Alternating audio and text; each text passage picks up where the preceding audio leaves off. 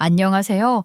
저는 떡볶이 팔아 아들 의사까지 만든 50대 후반 김성이라고 합니다. 제 소개를 듣고 피식 웃으시는 분들도 있으셨을 것 같고 대단하다 하시는 분들도 있으셨을 것 같아요. 제가 같은 동네에서 떡볶이 장사를 오래 했는데 저희 동네에서도 저를 그렇게 표현하고 설명하는 분들이 많더라고요. 왜 거기 그 떡볶이 집 있잖아. 아들 의사라는 그 집. 그런 식으로 말이에요. 저는 그런 말들을 듣는 게 나쁘지 않아요. 아들 의사 만들었다는 자랑도 물론 싫지 않지만 저는 제가 떡볶이 장사해서 아들 둘 잘 키워낸 것이 너무나 자랑스럽답니다. 남편도 없이 저 혼자서 키워낸 것이거든요. 애들이 초등학교도 들어가기 전에 남편 죽고 그때부터 떡볶이 장사를 했어요. 그래도 떡볶이 가게라도 하나 작게 차릴 수 있는 돈이라도 있었으니 남의 밑에서 일하지 않고 그렇게 장사 시작할 수 있다는 게 어디냐 생각했던 것 같아요. 돈 버는 일이라고는 해본 적 없던 저였는데 지금 생각하면 겁도 없이 덜컥하게 계약하고 장사하겠다고 나섰던 게 신기하기만 해요. 젊었었으니까 또 어떻게 생각하면 뭘 몰랐으니까 그렇게 호기롭게 나설 수 있었던 게 아닌가 싶어요. 당장 가게 계약하는 것부터 아는 거 하나 없이 시작했는데 사기 안 당하고 가게 문 열 수 있었던 게 다행일 정도 아니겠어요? 거기다 도와주는 사람 하나 없이 여자 혼자 장사를 하는 게 쉬운 건 아니었던 것 같아요. 저는 그렇게 떡볶이 팔아 아들 둘 다 대학 공부까지 다 시켰습니다. 큰아들은 원래 유도로 대학을 갔었는데 부상 때문에 운동을 포기하게 됐어요. 그래도 성격 좋고 긍정적이라 극복을 잘 해주었고 대학 졸업하고는 장난감 만드는 회사에 들어가 잘 다니더니 아이디어 하나 갖고 나와서 자기 사업으로 독립했는데 그게 또 자리를 잘 잡았지 뭐예요. 그리고 우리 둘째는 어릴 때부터 공부를 잘해서 의대에 들어가서 의사가 됐답니다. 큰아들은 사업해서 자리를 일찍 잡았으니 결혼도 일찍 했어요. 큰아들이랑 동갑내기인 며느리는 아들 어렸을 때부터 한 동네 살던 소꿉친구로 안사돈이랑 저도 한 동네 살며 가깝게 지내던 사이였어요.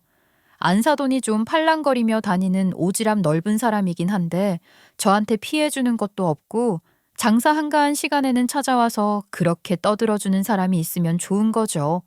같은 동네에서 두 가족이 오래 살았다 보니 큰아들 결혼 전에도 둘째 아들이랑 안사돈이랑도 서로 알고는 있었어요. 근데 가족으로 엮인 후로는 두 사람이 부쩍 친해졌더라고요. 둘째 아들은 성형외과에서 월급 받는 의사로 일하고 있는데 그 병원에도 안사돈이 자주 드나들었어요. 안사돈이 젊었을 때도 화장품 같은 데 관심이 많아서 방문 판매하는 화장품 아줌마 데리고 저희 가게에도 오고 나 쉬는 날 우리 집에 와서 마사지도 받으라고 하고 또 그렇게 팔랑거리기도 했었거든요. 본디 외모에 관심이 많고 꾸미기도 좋아하는 사람이었단 말씀입니다. 이목구비도 뚜렷하니 원래도 귀티나게 잘난 얼굴이기도 해요.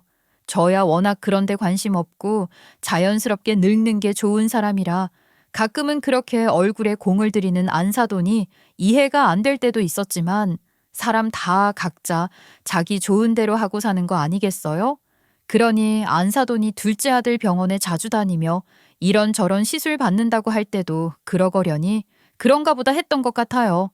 제 아들한테 뭘 공짜로 해내라고 하는 것도 아니고 장사시켜주면 좋은 거지 그렇게 생각하기도 했고 말이에요.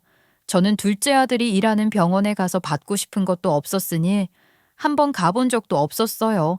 아들 병원도 아니고 월급 받고 다니는 병원인데 볼 일도 없는 제가 뭐 하러 가나 싶었죠. 그래도 아들이 성형외과 의사라고 하면 주변에서 병원 소개시켜 달라는 사람들이 제법 있거든요. 그럼 아들 병원 알려주기도 하고 아들에게 얘기해서 친절하게 잘 봐주라는 얘기도 하고 그런 건 했어요. 그렇게 제가 소개해서 아들 병원에 다녀온 사람이 저한테 병원 다녀온 이야기를 하면서 이상한 소리를 하는 거예요. 아유, 진규 엄마. 내가 좀 전에 그 병원에 갔다가 생난리가 난 걸 구경하고 왔잖아. 생난리라니? 아유, 그게 무슨 말이야? 병원에 무슨 구경거리가 있었다고 이래. 그 병원에서 얼굴에 뭐 받은 여자가 뭐가 잘못됐다면서 와서 난리를 치고 있는 걸 봤는데 그 여자가 정말 보통이 아니더라고. 혼자서 아주 그 병원에 다 집어삼킬 기세인 거야. 아이고, 저런. 어쩌다 그런 일이 있었던 거래? 어머, 설마 그 잘못한 의사가 우리 아들인 거 아니야? 아이, 그런 건 아닌 것 같았어. 시술을 해준 의사를 세워놓고 아주 팔강을 떨더라고. 그 의사도 꽤 젊어 보이던데 그 집 아들은 아니었으니까 걱정 마. 사람 목숨 왔다 갔다 하는 병원 아니라고 해도 거기도 어려운 거야. 안 그래? 솔직히 얼굴에 뭘 했는데 그게 잘못돼서 부작용 같은 게 심하면 아니 나라도 병원 가서 난리치겠다 싶거든. 아유, 모쪼록 잘 해결이 되어야 할 텐데. 그러고 말긴 했는데 아무리 아들 환자가 아니라고 해도 괜히 그런 일로 아들 병원이 타격 입어서 아들 다니던 병원 잘못되는 건 아닌가 싶은 노파심에 둘째 아들에게 병원에 그런 일이 있었다고 들었는데 괜찮은 거냐고 물어봤거든요. 그런데 아들이 저는 상상도 못할 얘기를 하는 거예요. 그 난리치던 환자가 안사돈이라는 거예요. 꿈에도 생각 못했던 일이라 너무 놀랐는데 아들은 무심한 듯 이야기하더라고요. 사돈 어른이 우리 병원 다른 의사한테 코시술 잘못 받아서 부작용이 심하셔서 난리가 좀 났던 거예요. 아마 사돈 어른 그렇게 만든 의사는 곧 잘릴 거예요. 둘째 아들이 너무 아무렇지도 않게 오늘 점심 김치찌개 먹었어요 하는 것보다도 무심하게 말하길래 좀 그랬는데 그보다 이상한 게 코 시술 받았다는 안사돈이 그렇게 코를 세게 만지고 주무르고 난리를 쳤던 건가 싶은 생각이 들었던 거예요. 며칠 전에 시장에 전복이 하도 좋아 보이길래 좀 넉넉하게 사서 큰아들네 좀 나눠준다고 가져갔더니 마침 안사돈이 거기 있더라고요. 원래 친하게 지내는 사이니 그런 건 개의치도 않았고 자연스럽게 애들 냉장고에 전복 넣어주고 있는데 제가 보니 안사돈이 거실 소파에 앉아서 계속 코를 잡아당기고 문지르고 하면서 가만두질 않고 앉는 거예요. 얼마나 못살게 굴었는지 코가 새빨개졌길래 제가 그랬어요. 아니, 안사돈 코를 왜 그렇게 만지고 그래요? 얼마나 만졌길래 코가 아주 새빨갛게 됐어요. 알고 있으세요? 아프지는 않으시고요. 아, 이거요? 너튜브에서 봤는데 코가 오똑해지는 운동이라고 하는 건데 꽤 효과가 있는 것 같아요. 사돈도 한번 해보세요. 아이고, 무슨 내가 어디 그런 거 할 사람이에요? 그런데 아무리 그래도 너무 빨개진 것 같아요. 그거 그만 만져야 하는 거 아니에요? 에휴, 사돈도 참 예뻐지려면 이런 걸 다 감수해야 하는 거라고요. 하여간 뭘 모르신다니까. 그랬던 걸 제가 분명히 기억한단 말이에요. 그 생각이 나서 둘째 아들한테 다시 물었죠.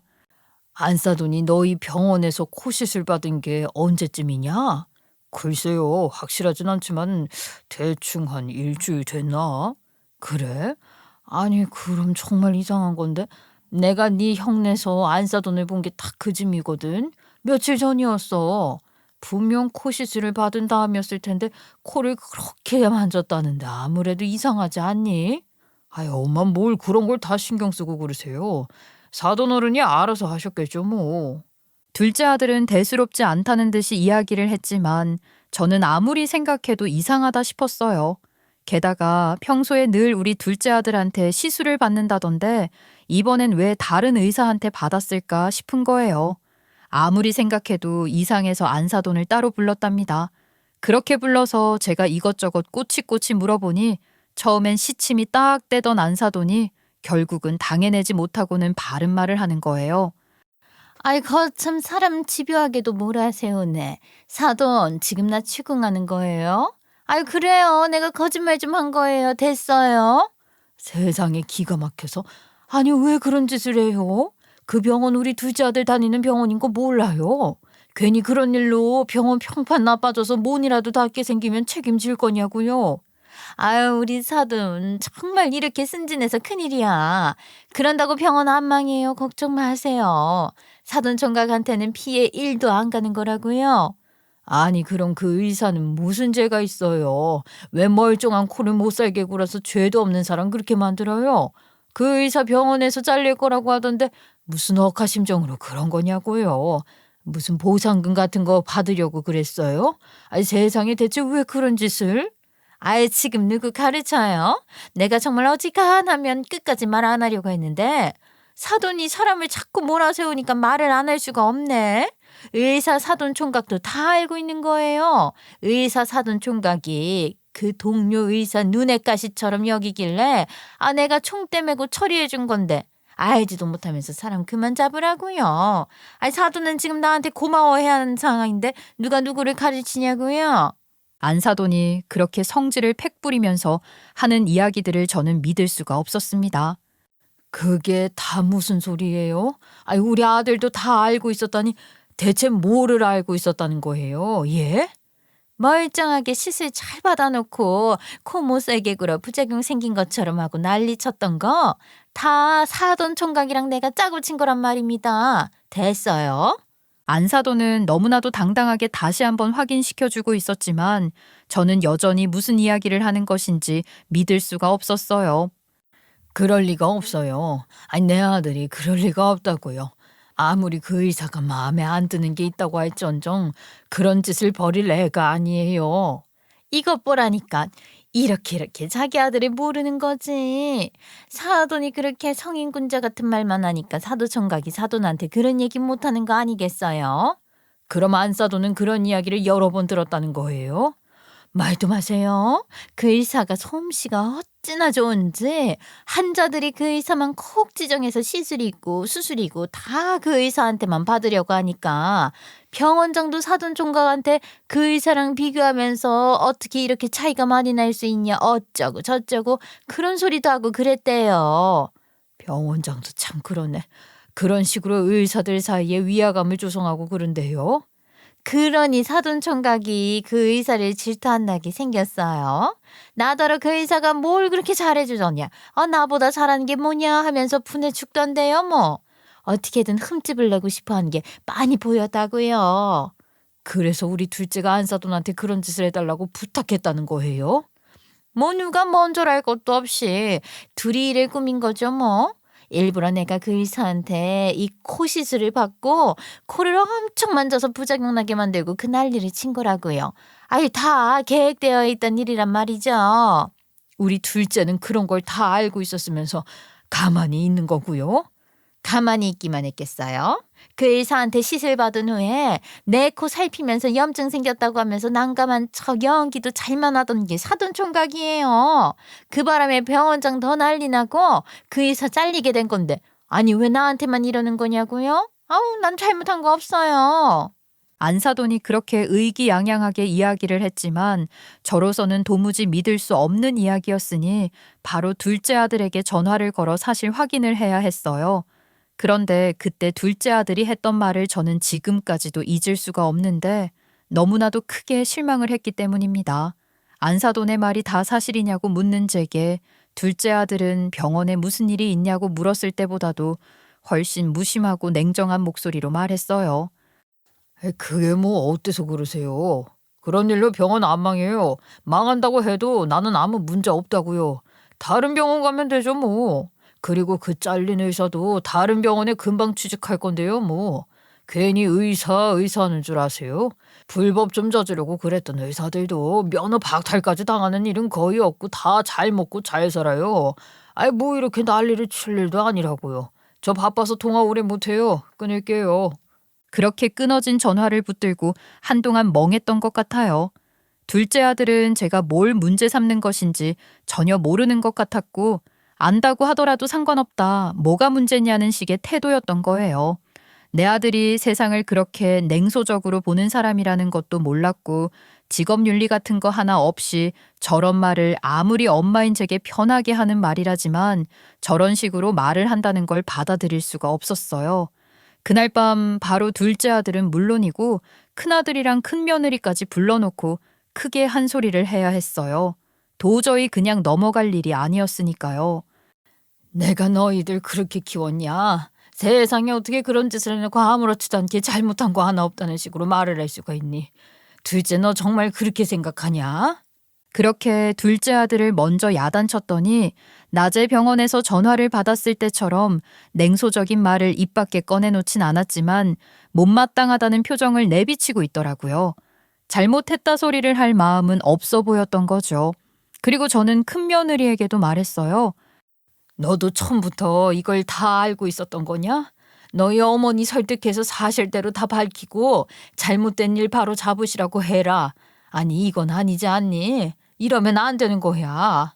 눈치를 보니 큰며느리는 이미 알고 있었던 것 같고 큰아들은 금시초문이었더라고요. 제가 얘기해서 사실을 알게 된 큰아들이 그 자리에서 큰며느리를 타박하는 듯이 말했어요.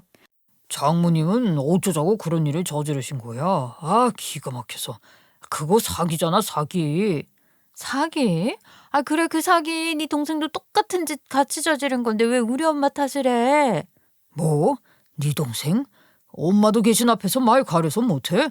뭘 잘했다고 큰 소리야. 급기야 둘이 그렇게 언성까지 높여가며 싸우길래 그 꼴도 보기 싫어서 제가 그랬어요. 아이고, 집안 꼴 잘 돌아간다. 다 보기 싫으니까 싸울 거면 니들 집에 가서 싸우든지 해라. 그렇게 다 보내버렸는데 어쩐지 그날 이후로 큰아들 내외가 영 사이가 안 좋아 보이는 거예요. 저도 그런 큰아들 내외 보는 것이 불편하니 아들네 잘 가지도 않았고 애들은 저희 집에 오라고 부르지도 않고 그렇게 좀 지냈던 것 같아요. 그러다 남편 기일이 코앞으로 다가온 거죠. 제사 앞두고서는 그래도 제게 장 보러 언제 갈 거냐? 그런 거 묻던 며느리가 아무 연락이 없었으니 할 수 없이 제가 연락을 했는데 일이 있어 제사 준비를 못 돕겠다고 하더라고요. 속으로야 애도 없이 집에서 놀고 먹으며 청소도 일주일에 한두 번 사람 불러 시키는 거 다 알고 있는데 무슨 바쁜 일이 있어 시부 제사상 차리는 것도 안 돕겠다는 것인가 싶었지만 오랜만에 연락해서 전화로 잔소리하고 싶지 않아 꾹 참았습니다. 제사 준비는 못해도 제사 시작할 때 올 수는 있냐고 하니까 그땐 올 거라고 하길래 알았다고 했어요. 제사 다 모시고 밥도 먹고 그렇게 분위기가 좀 부드러워지면 며느리에게 다음부터는 급한 일 아니면 제사 준비할 수 있는 시간은 미리 빼두라고 말할 참이었죠. 하지만 제가 기대했던 그런 부드러운 분위기는 만들어지지 않았고 더 골치 아픈 일만 터지게 된 겁니다. 제사 당일 남편 제삿날에는 항상 일도 일찍 끝내놓고 오던 큰아들인데 그날따라 도착 시간이 늦어지더라고요. 제사 모시기로 한 시간이 조금 넘어서야 들어오는데 들어오는 모양새를 보아하니 딱 봐도 며느리가 안 오려고 버티는 걸 큰아들이 억지로 데려온 것 같았죠. 제사 지내는 내내 퉁퉁 부어있던 큰며느리가 제사상 치우며 제기를 함부로 툭툭 던지다시피 하길래 보다 못한 제가 한마디 한 거예요. 예, 뭐가 기분이 나빠 그렇게 부어있는지 모르겠지만 제사상에 올리는 제기를 그렇게 다루는 법이 어딨냐? 이게 다 어머니 때문인데 또 저한테 이러시는 거예요? 어머니 대체 왜 이러세요? 제가 그동안 며느리 노릇 얼마나 열심히 했는데 그걸로 성에 안 차는 거예요? 제가 그 한마디 했다고 큰며느리가 갑자기 파르르르 화를 내며 소리를 지르면서 제기를 바닥에 내리쳤는데 넓은 목기 한 귀퉁이가 떨어져 나갈 정도로 세게 내동댕이 친 거예요. 저는 너무 기가 막혀서 뭐라고 하지도 못하고 쳐다보고 있는데 큰아들이 불같이 화를 내면서 큰며느리한테 소리를 지르는 거죠. 지금 이게 뭐 하는 짓이야? 미쳤어? 지금 감히 어디서 뭘 던지는 거야? 당장 따라 나와. 엄마, 죄송해요. 저희 먼저 가볼게요. 큰아들은 그렇게 큰며느리를 데리고 서둘러 집을 나서더니 며칠 뒤 이혼을 선언한 거예요. 큰아들은 그날 그렇게 다툰 것을 계기로 큰며느리와 갈등이 심화되어 결국 이혼하기로 결정한 거였어요. 제가 괜히 한마디에서 그렇게 된 것 같다는 생각에 큰아들한테 미안한 마음이 컸습니다. 아유, 내가 괜히 나서서 며느리한테 안 싸돈 단속시키는 말을 한 것 같아. 그런 말 하지 말고 가만히 있을 걸 그랬다 싶은 게 너 이혼했다 소리 들으니까 내가 마음이 너무 힘들구나. 엄마 잘못 아니에요. 장모님 일이나 제삿날 있었던 일로 화가 났던 건 사실이지만 아무리 그것 때문에 제가 이혼을 결정했겠어요. 그동안 저도 쌓인 게 많았고 어차피 안 될 애였는데 엄마 덕분에 빨리 이혼하게 돼서 다행이죠. 그래도 엄마가 가만히 있었으면 이런 일 안 생기고 너희들도 마음 잘 맞춰가며 살았을지도 모르는 일이지 않니? 엄마, 애라도 생긴 다음에 헤어지려면 더 복잡했을 거 아니에요. 언제가 되어도 헤어질 사이였으니 그런 생각하지 마세요. 난 정말 엄마한테 고맙다니까. 그렇게 제게 오히려 고맙다고 하는 큰아들이었죠.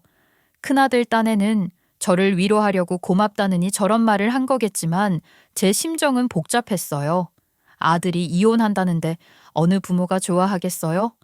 제 마음이 그러니 자꾸만 큰아들을 붙들고 이혼한 이유가 뭐였는지 자꾸 물어보게 되던데 착한 저희 큰아들이 제게 다 미주알고주알 털어놓더라고요. 어릴 때부터 가깝게 지낸 사이이니 알 만큼 안다고 생각했는데 우선 너무 게으르다는 거예요.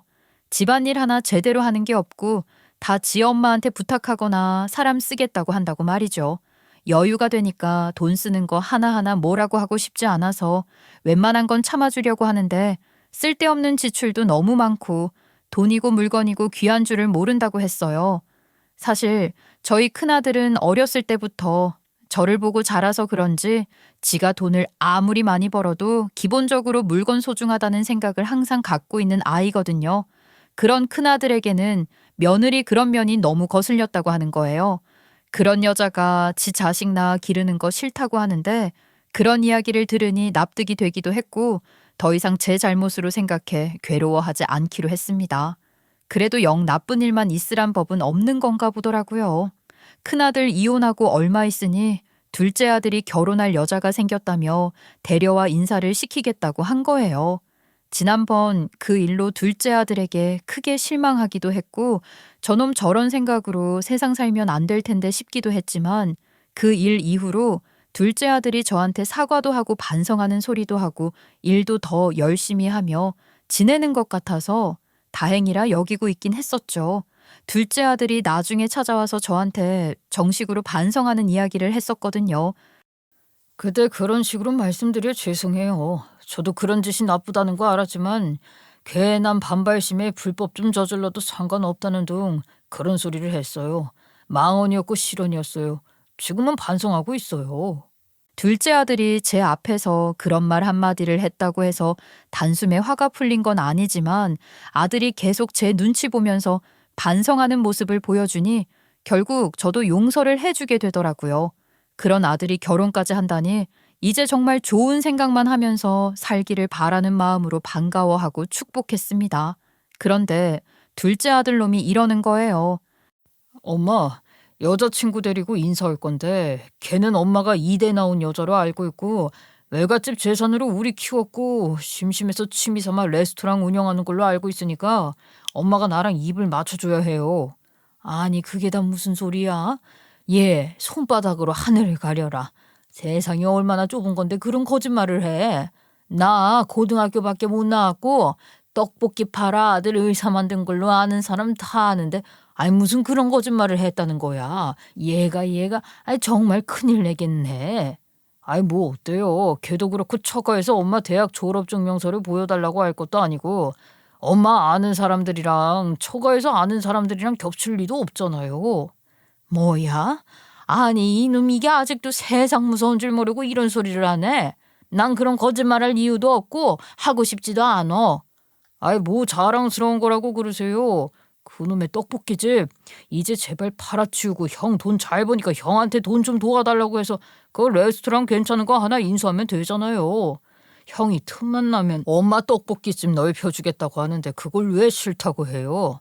아이 이참에 떡볶이집 그만두고 우아하게 레스토랑이나 하세요. 그놈의 떡볶이집이라니. 너는 내가 떡볶이 팔아 네 의대 공부시킨 거 부끄럽다 소리냐?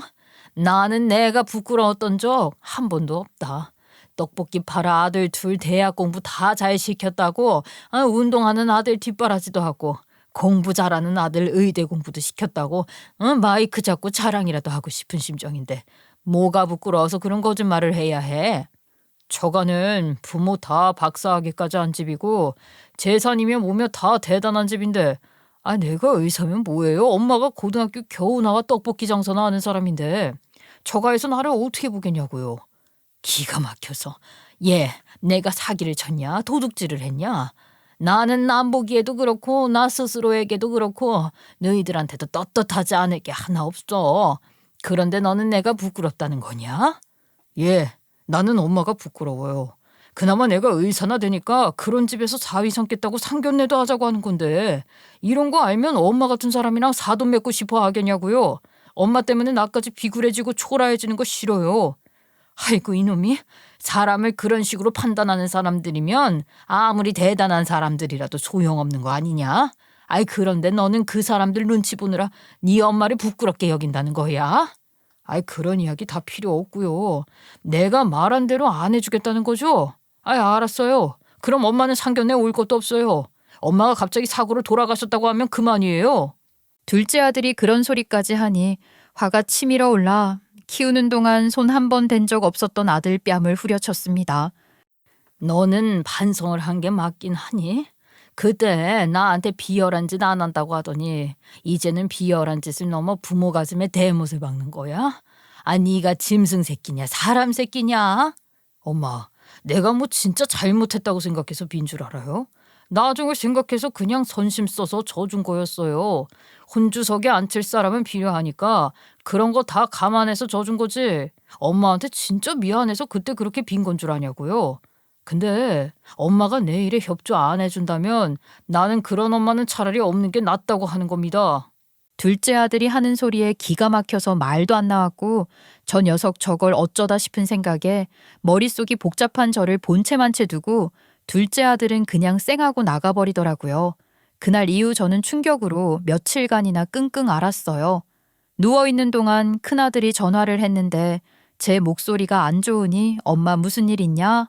어디 아프냐 하는데 그딴 짐승도 아들이라고 차마 둘째가 저한테 한 짓거리를 큰아들한테 말 못하겠더라고요. 그냥 몸살 기운이 있다고만 하고 넘어갔죠. 저도 미련한 부모인 게 자식한데 그딴 소리 들어놓고도 둘째 아들이 지가 한 말을 후회하고 다시 잘못했다고 빌러 찾아오길 바라고 있었던 것 같아요. 근데 이 버러지 같은 놈이 한 달이 지나도록 연락을 안 하는 거예요. 충격과 슬픔은 서서히 분노로 바뀌기 시작한 거죠. 아무리 생각해도 너무 분해서 안 되겠더라고요. 그래서 아들놈 붙들고 그 말들 다 진심이냐?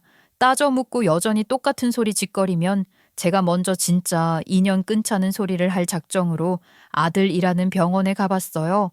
아들 만나러 왔다고 아들 이름을 말하니 간호사들이 친절하게 맞아주던데 아들은 시술 중이라며 아들 방에 잠깐 들어가 있으라고 하는 거예요. 안내받아 들어가니 처음 와보는 아들 진료실에서 마음이 또 복잡해졌어요. 괜히 아들 진료 보는 의자에도 한번 앉아보게 되고 말이에요. 그렇게 앉아 있었는데 눈에 잘 보이는 곳에 놓인 달력에 그 주 주말에 빨간 동그라미가 쳐져 있고 시간과 장소가 적혀 있는 게 보였어요. 그리고 시간과 장소 옆에 충격적인 세 글자를 봐버렸던 겁니다. 상견례, 그 세 글자 말이에요. 충격으로 정신이 멍하다가 다음에 찾아온 감정은 혼란스러움이었습니다. 저는 상견례에 대한 언지를 받은 적조차 없는데 이틀 뒤에 상견례를 한다는 거잖아요. 기가 막혔죠. 지금까지 말이 없는 걸 보면 저한테 상견례 한다고 이야기할 생각조차 없는 게 빤한 거예요. 기가 막히고 혼란스러웠던 저는 그냥 진료실을 나와버렸어요. 간호사한테 제가 왔다 갔다는 얘기 아들한테 하지 말라고 했는데 했더라도 상관없다 싶었죠. 그러고도 아무 연락이 없었으니 간호사가 아들한테 정말 아무 말 안 한 건지도 모르겠네요. 아들은 진료실 날짜에 적혀 있던 그날이 됐는데도 상견례를 알리는 연락은커녕 안부 문자 한 통 보내지 않았습니다. 저는 궁금해서라도 그 자리에 나가볼 작정을 했어요. 상식적으로 부모 없이 상견례를 한다는 게 말이 안 되잖아요. 어쨌거나 상견례라는 이름의 자리가 마련됐다는 건 누군가 제가 아니어도 부모를 대신할 누군가가 나가기로 되어 있다는 게 아닐까 싶었죠. 둘째 아들이 왕래하며 지내는 집안 친척도 없는데 대체 누굴 데리고 상견례를 하려는 건지 궁금했어요. 그래서 저는 약속 시간보다 일찍 몰래 그 식당에 가 있었어요. 미리 인터넷으로 좀 찾아보니 거의 예약된 사람들만 오는 곳이고 다 개별실로 되어 있는 곳이더라고요. 전화로 물어보니 단품으로 주문하는 요리는 포장도 해준다고 하길래 포장해달라고 하나 주문해놓고 대기석으로 만들어 놓은 소파에 앉아 있었죠. 그곳이 좀 안쪽으로 꺾인 곳이라 들어오는 사람들이 일부러 그 방향으로 고개를 돌려서 보지 않으면 잘 안 보이는 공간이었으니 잘 됐다 싶었어요. 작은 창으로 주차장도 보이는 자리니 제게는 안성맞춤인 자리지 뭐예요. 아들 차가 들어오길래 혹시라도 밖에서 제가 보일까 몸을 숨겨가며 몰래 내다봤는데 제 몸 숨기기 바빠서 제대로 볼 수가 있어야죠. 얼핏 보니 아들이 여자 둘이랑 같이 들어오는 것 같아서 안사돈 될 사람을 아들이 모셔오나 했던 것 같아요. 이어 금방 식당 문이 열리고 아들이 일행들과 들어오던데 한 명은 며느리감인 것 같았고 다른 한 명은 세상에 제 눈을 의심하지 않을 수 없었습니다. 그건 큰아들 전장모, 그러니까 제 전 안사돈이었던 거예요. 지금 이게 대체 어떻게 된 상황인지 판단이 안 됐는데 며느리감이 전 안사돈을 보고 어머니 하면서 애교를 부리더라고요. 예, 내 옷매무새 좀 봐주렴. 사돈들 만난다고 하니 떨려서 별게 다 신경이 쓰이는구나. 어머니도 참, 어머니 원래 예쁘시잖아요. 뭘 입어도 다 잘 소화하시면서 괜히 그러세요. 지금 충분히 아름다우시니까 걱정 마세요. 저희 엄마가 되려 기죽을 것 같아서 걱정인걸요? 얘 말이 맞아. 엄마 충분히 예쁘니까 걱정 말고 얼른 들어가요. 장인 장모님 벌써 도착해서 들어가셨다고 하셨잖아요. 기가 막혀서 둘째 며느리감은 전 안사돈을 어머니라 부르며 비행기를 아주 심하게 태우고 있고 그러니 둘째 아들놈도 그 옆에서 전 안사돈을 엄마라 부르고 전 안사돈이 제 둘째 아들 팔짱까지 끼고 들어가는 걸 보게 된 겁니다. 그걸 보고 있자니 눈앞이 흐려지고 휘청거릴 정도로 충격적이었어요. 당장이라도 달려가 전 안사돈 머리채라도 잡고 아들놈 뒤통수 한 대 세 개 내려치고 싶은 걸 간신히 참았어요. 거기서 그럴 수는 없잖아요. 아들 장인장모 될 사람도 다 있는 자리에서 제대로 깽판을 쳐야죠. 그 생각으로 부글부글 끓은 속을 꾹꾹 눌러가며 좀 기다렸다가 전 안사돈이 아들 장인장모 될 사람들이랑 인사를 충분히 나눴을 것 같을 쯤 제대로 난동을 부릴 작정을 하고 쳐들어갔어요. 아들이 들어가는 걸 지켜봤으니 대충 어느 방인지 알 것 같긴 했고 화장실 가는 척하며 그쪽으로 갔는데 친절하게도 방 앞에 예약자 이름으로 제 아들 이름이 떡하니 적혀 있길래 그래, 이 방이 맞잖아. 내가 눈썰미가 얼마나 좋은데 하며 문 벌컥 열고 들어갔습니다. 그렇게 들어서니 둘째 아들과 전 안사돈 얼굴은 사색 낯빛이 되더라고요. 너무 당황했는지 전 안사돈이 저를 보며 말까지 더듬는 거예요. 아니, 사부, 아니. 누구신데 여길 들어오시는 거예요? 음식 가져다 주시는 분 아닌 것 같은데, 제 방을 잘못 찾아오신 거 아니에요?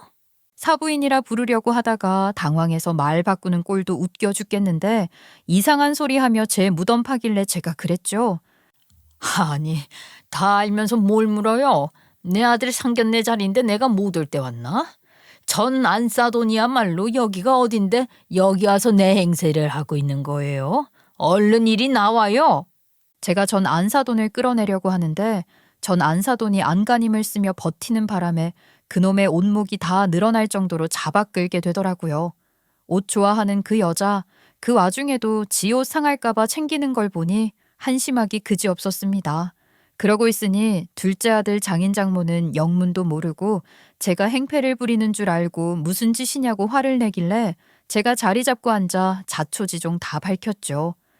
제 아들놈, 이런 놈인 거 말하는 게 제 얼굴에 침 뱉는 거긴 하지만 그렇다고 아들놈 이따위로 구는 걸 가만히 내버려 둘 수도 없다 싶어서 제가 이렇게 찾아오게 됐고 이런 말씀도 드리게 되네요. 그러면서 있는 대로 다 말했어요. 저는 고등학교밖에 못 나왔어요. 그런 제가 남편까지 일찍 보내는 바람에 떡볶이 팔아서 아들 공부시켰죠. 저는 스스로 이런 제가 자랑스러웠는데 그놈은 그러지 않았던 모양입니다. 공부 잘하는 아들이라 어련히 알아서 잘 자랄 거라 여기고 진짜 가르쳐야 할 걸 내가 못 가르쳤어요. 저놈이 저게 제가 부끄럽다고 사돈댁에 그럴듯한 사람으로 포장할 테니 말을 맞춰달라기에 화를 내고 한 대 때리기까지 했지 뭡니까. 그랬더니 상견례도 올 거 없다며 엄마 죽었다고 할 거라더니 저 여자를 저 대신에 데리고 올 줄은 상상도 못했어요. 저기 앉아있는 저 여자는 제 큰아들의 전 장모였는데 둘째 아들놈 병원에 시술 받으러 다니면서 가깝게 지내더니 둘이 짜고 사기를 쳐 멀쩡하게 병원 잘 다니던 아들 동료 의사 내쫓은 적도 있어요. 제가 그때 아들놈 더 호되게 야단치고 가르쳐서 정신을 아주 바짝 차리게 했어야 했는데 그러지 않은 걸 후회합니다. 잘못했다면서 반성한다기에 그런 줄로만 알았는데 그랬던 것도 아니라고 하더라고요. 혼주석 앉을 애미 필요해서 대충 그렇게 했던 거라고 아주 당당하게 말하는 겁니다. 그리고 인연 끊을 것처럼 하고 나가더니 전 안사돈을 데리고 나와 이런 데서 보게 만들었네요. 그렇게 말하며 저는 둘째 아들놈과 전 안사돈을 노려봤어요. 전 안사돈은 꿀먹은 벙어리가 됐고 아들놈은 당황해서 어쩔 줄 모르는 와중에도 제 기분보다는 장인장모 될 사람들 기색 살피느라 바쁜 것 같았죠. 그분들은 황당하기도 했을 텐데 말을 아끼더라고요. 그래서 잠깐의 침묵을 제가 다시 깼어요. 이놈아, 야 이놈아. 너는 이 와중에도 장인장모 눈치만 보는 거냐? 가짜 엄마도 구해서 데리고 올 거면 네 엄마 가짜 장례식이라도 치르지 그랬어. 엄마 죽었다고 할 거라더니 왜? 고아라고 하면 그것도 흠잡히는 거다 싶어 엄마 죽었다 소리 못하겠더냐? 아유 엄마 제발 진정 좀 하세요. 밖에까지 소리 다 들리겠어요. 엄마는 무슨 엄마? 나는 그쪽 같은 아들 준 적 없으니 저 여자 아들로 평생 살든지 말든지 하세요. 나는 아들 하나면 되는 사람이니까 찾아올 것도 없어요. 둘째 아들놈 향해 비아냥거리고 빈정거려줬더니 그것만으로도 속이 시원했어요. 그런 만족감을 갖고 유유히 그곳에서 나왔답니다. 그 길로 바로 큰아들한테 전화해 지금 있었던 일을 얘기하니 큰아들이 길길이 날뛰며 그래서 엄마 아직 거기 있는 거냐고 데리러 오겠다고 하길래 그럴 것 없다고 엄마 너무 괜찮으니 걱정 말라고 했죠. 그래 속 깊고 생각 바른 장남 하나면 된다. 저런 인간 같지도 않은 되먹지 못한 놈은 아들 아니라 그냥 아는 사람으로도 싫다 하며 집으로 돌아왔어요. 그리고 그날 저녁에 누가 우리 집 배를 다급한 듯 마구 눌러대길래 누군가 싶어 나갔더니 큰아들이 둘째 아들이랑 전 안사돈을 데리고 왔던데 둘째 아들 눈에 시퍼런 멍이 들어있고 전 안사돈은 사시나무 떨듯 발발 떨고 있더라고요. 우리 큰아들이 유도 선수 출신 아니겠어요? 부상으로 선수 생활은 접었지만 힘은 여전히 장사고 체격도 둘째 아들 2배이니 둘째 아들은 큰아들 앞에선 맥도 못 추는 거예요. 제가 문을 열자마자 큰아들은 둘째 아들이랑 전 안사돈을 현관으로 던지듯 밀어 넣으며 빨리 무릎 꿇고 엄마한테 정식으로 사과드리고 잘못했다고 빌라고 하더라고요. 전 안사돈은 큰아들이 시키지 않아도 그렇게 할 작정이었다는 듯이 말이 끝나기도 전에 무릎 꿇고 바싹 다가와 잘못했다고 용서해달라고 싹싹 빌기 시작하던데 둘째 아들은 끝내 입 꾹 닫고 가만히 있는 거예요. 그러니 큰아들이 현관 우산고지에 꽂혀 있는 우산을 잡아 빼서는 둘째 아들도 잡돌이 하려는 듯이 달려드니 그제야 둘째 아들이 경악을 하며 제발 때리지 말라고 그러면서 무릎 꿇고 앉아서 잘못했다 소리를 하는 겁니다. 그 꼴이 하도 같잖아서 제가 그랬어요. 그딴 사과 내가 왜 받아? 용서하고 말고 할 것도 없다. 내 아들도 아니고 모르는 사람으로 살기로 했는데 그딴 사과 받아서 뭐 하겠니? 그러니 둘째 아들놈 끝까지 지가 잘했다는 건지 입대빨 나와서는 그러는 거예요. 형이 시키잖아요. 제 입꼬리를 보세요. 아 형이 말 안 들으면 다른 쪽 눈도 이렇게 만들 거라고 했다고요. 당장 월요일 진료 어떻게 하냐 싶단 말입니다. 이 자식이 진짜 아직도 정신 못 차렸네. 당장 월요일 진료가 아니라 평생 진료 못하게 만들어줘야 너 정신 차릴래? 하면서 푸닥거리 제대로 하려고 드니 둘째 아들이 기겁을 해서는 지 형한테 빌듯이 말하더군요. 알았어 알았다고. 형이 시킨 대로 다 할 거니까 제발 진정하고 그것 좀 내려놔. 보니까 큰아들이 둘째 아들한테 이게 다 어떻게 된 일인지 저한테 있는 대로 다 말하고 용서를 구하라고 한 것 같은 거예요. 그러니 둘째 아들 놈이 어떻게 된 일인지 어떻게 전 안사돈을 나 대신 상견례 자리에 데리고 나가게 된 건지 그 모든 것들에 대해 말하기 시작했습니다. 엄마한테 뺨 맞은 이후로 나도 답답한 마음에 형이라도 만나보려고 오랜만에 형 집에 갔어요. 근데 형 집 대문 앞에 서서 전 사돈 어른이 본 거예요. 형 집이 마당도 넓고 대문도 좀 커요. 멀리서 봐도 형 집밖에 안 보이는데 사돈 어른이 거기 서 계시더라고요. 큰아들이 큰 개를 키우고 싶어서 마당 있는 주택에 살고 있었거든요. 그러니 멀리서도 그 모습이 잘 보였던 모양이에요. 그런데 어찌된 일인지 사돈 어른이 집 안으로 들어가진 못하고 대문 앞에서 인터폰에 대고 어쩌고저쩌고 말을 하고 있는 거예요. 가까이 가니까 뭐라고 하는지가 들리기 시작하는데 결국 형수랑 형 다시 재결합하는 게 어떠냐고 그런 이야기를 하더라고요. 맞아. 그런 날이 있었어. 찾아오셔서는 말도 안 되는 소리를 하시는데 뭐라고 해도 돌아가실 생각을 안 하셔서 결국 내가 대문 밖까지 나가서 동네 창피하게 하지 마시고 얼른 가시라고 했었어. 그런데도 사돈 어른은 형 바지가랑이 붙들고 늘어지며 빌더라고. 형은 전 사돈 어른한테 화를 내느라 나를 보지도 못하고 사돈 어른 뿌리치고 들어가 버렸고 그렇게 형 집 대문 앞에서 전 사돈 어른이랑 내가 마주치게 된 거예요.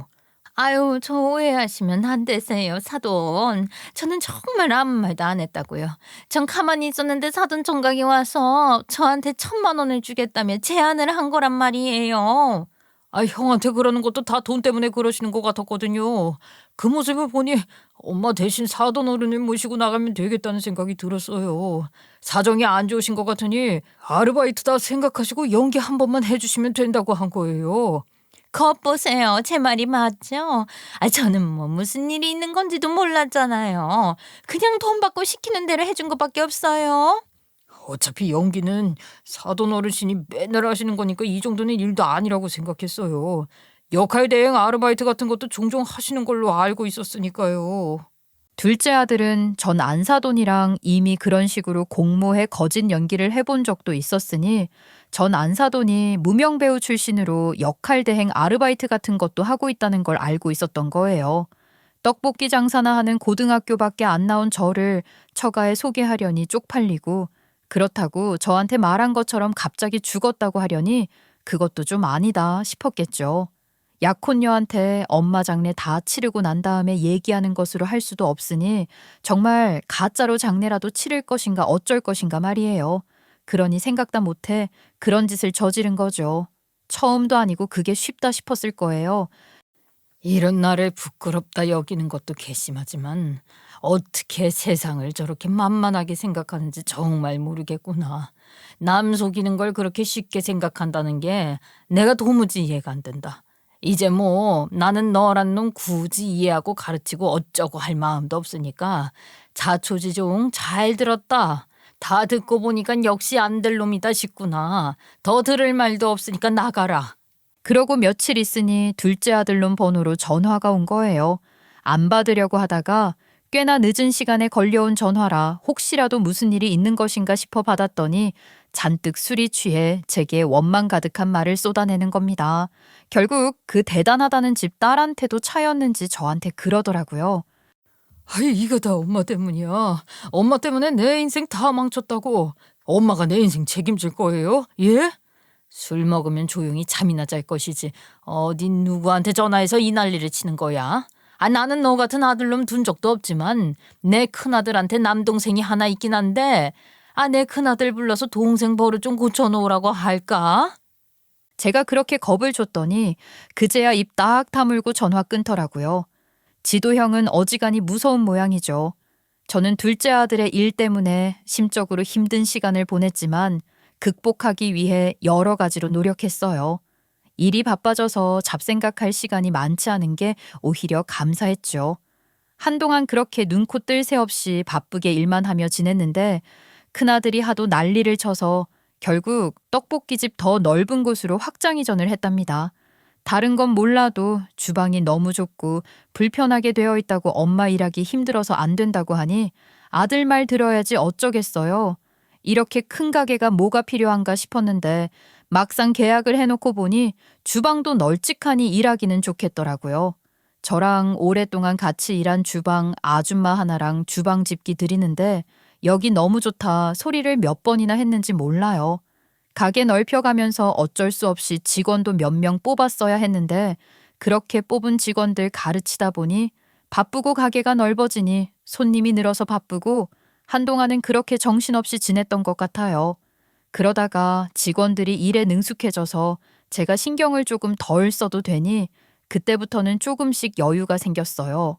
아들이 이제 그렇게 힘들게 일 안 해도 되니까 놀이 삼아 쉬엄쉬엄 즐겁고 편하게 하시라 하기도 했고 말이에요. 내 아들 효자다 효자야 싶었죠. 전 안사돈이랑은 한 동네에 살기는 했지만 맘먹지 않으면 굳이 얼굴 마주칠 일도 없더라고요. 근데 우리 식당 주방 아줌마 말이 살던 집 내놓고 이사 간다고 하는 것 같다는 거예요. 우리 주방 아줌마도 근처에서 오래 살았고 전 안사돈이 워낙 오지랖이 넓었어야죠. 동네에 모르는 사람이 없었잖아요. 온갖 소리 다 하고 다녔으니 자기도 똑같이 받는 거 아니겠어요? 전 며느리였던, 그러니까 전 안사돈 딸이 남자 하나를 만났는데 전 안사돈이 그 남자 반대하니 집 담보잡혀 대출받은 거 들고 야반도주 했다고 하더라고요.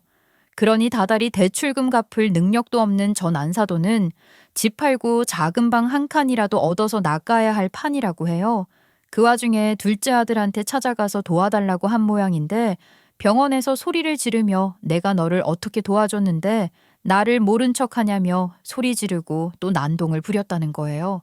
그거를 병원장이 보게 되고 지난 일들도 알게 되어 발칵 뒤집어지고 둘째 아들이랑 전 안사돈 상대로 고소도 할 거라며 벼락같이 화를 냈다고 해요. 그러니 전 안사돈이 둘째 아들 때문에 고소까지 당하게 생겼다고 사람들한테 떠벌리며 동정표 얻으려고 한다는 거예요. 놀고 있네 싶을 뿐입니다. 저는 그 결말이 궁금하지도 않다고요. 그런 일 겪으며 정신 차리고 살든지 아니면 평생 그러고 살든지 각자 자기 인생 사는 거다 싶어요. 여러분, 저와 제 아들놈, 아들이었던 놈 이야기 어떻게 들으셨어요?